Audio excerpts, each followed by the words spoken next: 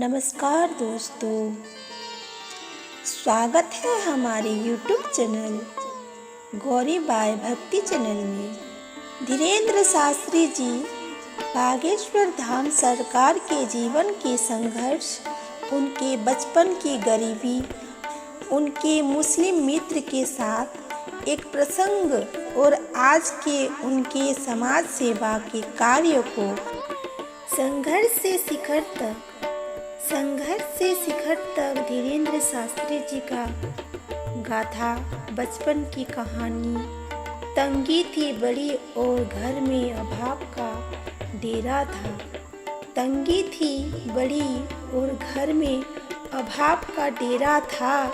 गरीबी की चादर में लिपटा हुआ सवेरा था। गरीबी की चादर में लिपटा हुआ सवेरा था।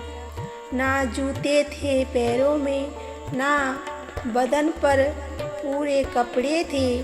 बचपन के गलियारों में बस गहरे संघर्ष बिखरे थे। गरीबी की मार ऐसी कोई पूछने वाला ना था। धीरेन्द्र शास्त्री को देख के, उनके परिवार को देख के हंसते थे लोग। कोई पूछने वाला ना था, पर विधि को तो कुछ और ही था। किस्मत में पालना था दोस्ती की मिलास। कहते हैं जीवन में कहीं से भी उम्मीद आती है। मुस्लिम मित्र की एक सीख तक राह दिखलाती है।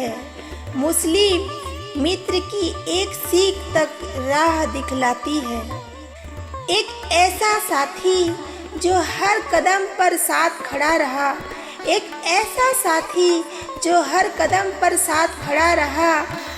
मजहब से उठकर इंसानियत का नाम पढ़ रहा।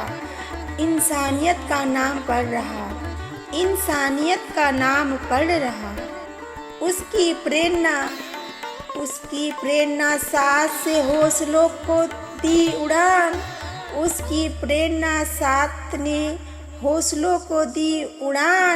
गरीबी से निकलकर वो बना एक अगला पहचान।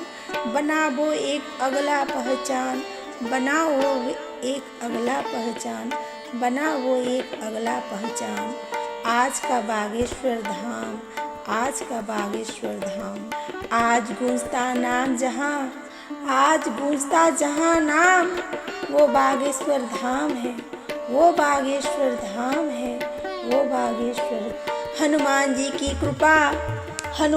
की कृपा से सफल हर काम है। सच्चे मन से जो भी वहाँ अपनी अर्जी लाता है, बाबा का आशीर्वाद पाकर वो सुकून ही पाता है।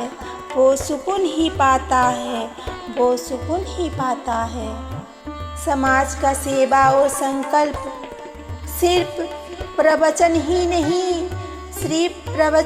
नहीं, उन्होंने सेवा का धर्म निभाया है। गरीबों की बेटी को शादी में पिता बनकर बढ़ाया है। दहेज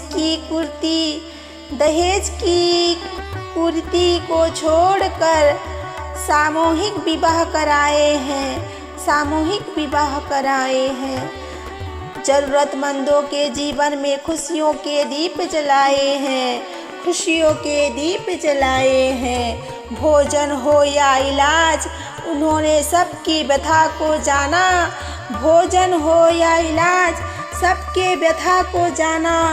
दीन दुखियों की सेवा करना ही अपना